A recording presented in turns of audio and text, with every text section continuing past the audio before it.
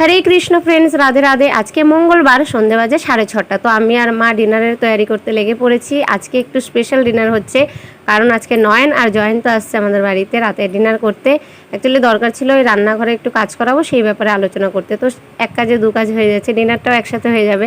তো আজকে মা তার জন্য স্পেশাল জয়ন্তার ফেভারিট পনির ভুজিয়া করছে আর রুটি, আর এটার সঙ্গে খুবই ভালো লাগে। তোমরাও এটা করে খেতে পারো।